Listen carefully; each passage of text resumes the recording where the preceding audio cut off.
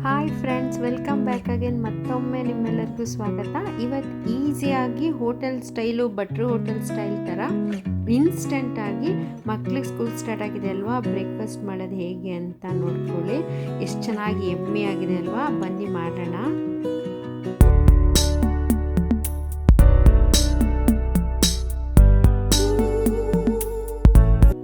ನಾನಿಲ್ಲಿ ರೆಡಿಮೇಡ್ ಅಕ್ಕಿ ಶಾವಿಗೆ ಪ್ಯಾಕೆಟ್ ಬರುತ್ತಲ್ಲ, ಅದನ್ನು ತೊಗೊಂಡು ನೀರನ್ನ ಚೆನ್ನಾಗಿ ಮಳ್ಳಿಸ್ಕೊಂಡು ಅದರೊಳಗೆ ಶಾವಿಗೆ ಪ್ಯಾಕೆಟ್ನ ಫುಲ್ಲು ಹಾಕಿದ್ದೀನಿ.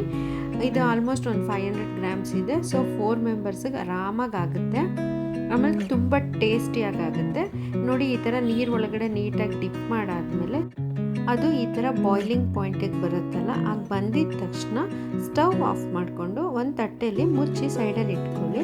ಸೈಡಲ್ಲಿ ಇಟ್ಟಾದ್ಮೇಲೆ ಒಂದು ಬಾಣಲಿನೋ ತಪ್ಪ ತಳ ಇರೋ ಯಾವುದಾದ್ರೂ ತೊಗೊಂಡು ಅದರೊಳಗೆ ಒಂದು 3ರಿಂದ 4 ಚಮಚದಷ್ಟು ಎಣ್ಣೆ ಹಾಕ್ಕೊಳ್ಳಿ.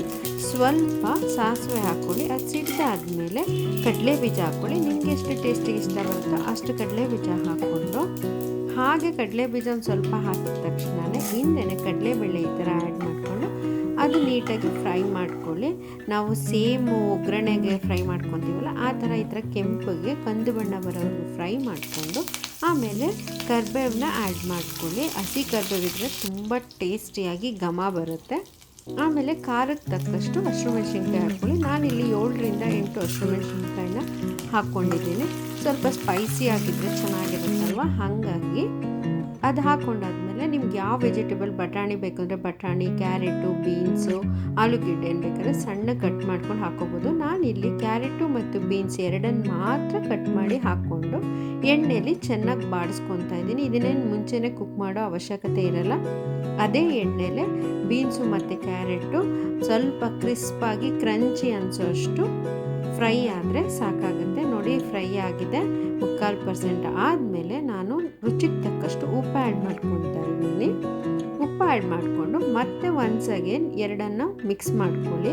ತರಕಾರಿ ಮತ್ತು ಉಪ್ಪನ್ನ ಚೆನ್ನಾಗಿ ಮಿಕ್ಸ್ ಮಾಡ್ಕೊಳ್ಳಿ. ನೀವು ಇಲ್ಲಿ ಉಪ್ಪು ಹೇಗೆ ಹಾಕ್ತಿರೋ ಅದೇ ನೆಕ್ಸ್ಟ್ ಡಿಶ್ಗೆ ಫುಲ್ ಟೇಸ್ಟ್ ಕೊಡೋದು.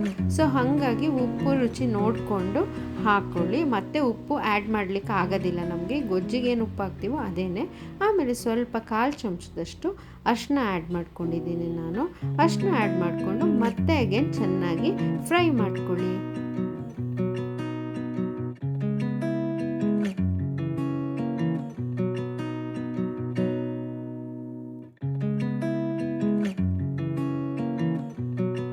ಫ್ರೈ ಮಾಡಾಡ್ಕೊಂಡ್ಮೇಲೆ ತರಕಾರಿ ಎಲ್ಲ ಚೆನ್ನಾಗಿ ಬೆಂದಿದೆ. ನೀವು ನೋಡ್ತಾ ಇರೋ ಹಾಗೆ ನಾವು ಬೇಯಿಸಿ ಇಟ್ಕೊಂಡಿದ್ವಲ್ಲ ಆವಾಗಲೇ ಶಾವಿಗೆ, ಅದನ್ನು ನಾನು ಒಂದು ಸ್ಟ್ರೈನರ್ಗೆ ಹಾಕಿ ಸ್ಟ್ರೈನ್ ಮಾಡಿ ಇಟ್ಕೊಂಡಿದ್ದೀನಿ. ನೋಡಿಕೊಂಡು ಗೊಜ್ಜು ಏನು ಅಳತೆಗಾಗಿದೆ, ಉಪ್ಪು ಖಾರ ಹದವಾಗಿದೆಯಾ ಅಂತ ನೋಡಿಕೊಂಡು ಆ ಅಳತೆಗೆ ನೀಟಾಗಿ ನಾವು ಆಗಲೇ ಬೇಯಿಸಿಟ್ಕೊಂಡಿರೋ ಶಾವಿಗೆನ ಆ್ಯಡ್ ಮಾಡ್ಕೊಳ್ಳಿ. ಆ್ಯಡ್ ಮಾಡಿಕೊಂಡು ಸ್ಟವ್ ಉರಿ ಆದಷ್ಟು ಫುಲ್ಲು ಲೋ ಫ್ಲೇಮಲ್ಲೇ ಇರೋಕ್ಕೆ ಟ್ರೈ ಮಾಡಿಕೊಂಡು ನಿಧಾನಕ್ಕೆ ನೀವು ನೋಡ್ತಾ ಇರ್ಬೋದು ನಾನು ಎಷ್ಟು ಬಿಡಿ ಬಿಡಿಯಾಗಿ ಬರೋಕ್ಕೆ ಟ್ರೈ ಮಾಡ್ತಾ ಇದ್ದೀನಿ. ನೀವು ಅಷ್ಟೇ ಚೆನ್ನಾಗಿ ಜೋರಾಗಿ ಮಿಕ್ಸ್ ಮಾಡ್ದಲೆ ಸುಮ್ಮನೆ ಈ ಥರ ಕೈ ಆಡಿಸ್ತಾ ಇದ್ರೆ ಬಾಣಲಿಲಿ ಅದು ನೀಟಾಗಿ ಗೊಜ್ಜು ಶಾವಿಗೆಗೆ ಮಿಕ್ಸ್ ಆಗುತ್ತೆ ನೋಡಿ. ಎಷ್ಟು ಎಮ್ಮೆಯಾಗಿ ಎಷ್ಟು ಟೇಸ್ಟಿಯಾಗಿ ಕಾಣಿಸ್ತಾ ಇದೆ ಅಲ್ವಾ. ಮಕ್ಳಿಗೆ ಈ ಥರ ಬಾಕ್ಸಿಗೆ ಮಾಡಿಕೊಟ್ರೆ ಯಾರು ತಿನ್ನೋದಿಲ್ಲ ಅಲ್ವಾ.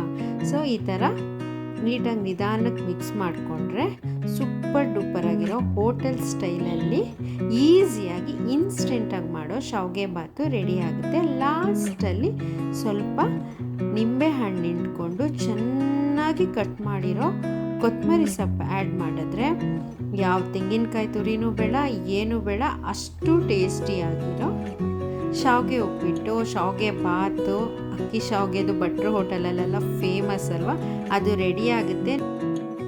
ನೀವು ಈ ಥರ ಈಸಿಯಾಗಿರೋ ಇನ್ಸ್ಟೆಂಟ್ ಆಗಿರೋ ಹಾಗೆ ಜೊತೆಲಿ ಟೇಸ್ಟಿ ಆಗಿರೋ ಡಿಶ್ನ ಮಾಡೋದಕ್ಕೆ ಟ್ರೈ ಮಾಡಿ. ಇದು ಹಾರ್ಡ್ಲಿ 10 ನಿಮಿಷದ ಒಳಗಡೆನೇ ರೆಡಿ ಆಗಿಬಿಡುತ್ತೆ. ಆಮೇಲೆ ಸ್ಕೂಲ್ ಸ್ಟಾರ್ಟ್ ಆಗಿರೋದಂಗೆಲ್ಲ ಲಂಚ್ ಬಾಕ್ಸಿಗಂತೂ ಒಳ್ಳೆ ಡಿಶ್ಶು. ಟ್ರೈ ಮಾಡಿ ಹೇಗನ್ನಿಸ್ತು ಅಂತ ತಿಳಿಸಿ. ನನ್ನ ವಿಡಿಯೋ ಇಷ್ಟ ಆದರೆ ಪ್ಲೀಸ್ ಹೀಗೆ ಹೋಗಲಿ ಸಬ್ಸ್ಕ್ರೈಬ್ ಮಾಡಿ, ಲೈಕ್ ಮಾಡಿ, ಶೇರ್ ಮಾಡಿ. ಮತ್ತು ಬೇರೆ ಥರ ಏನಾದರೂ ವಿಡಿಯೋ ನೋಡಬೇಕು ಅಂದರೆ ಪ್ಲೀಸ್ ಕಮೆಂಟ್ ಮಾಡೋದನ್ನ ಮಾತ್ರ ಮರಿಬೇಡಿ.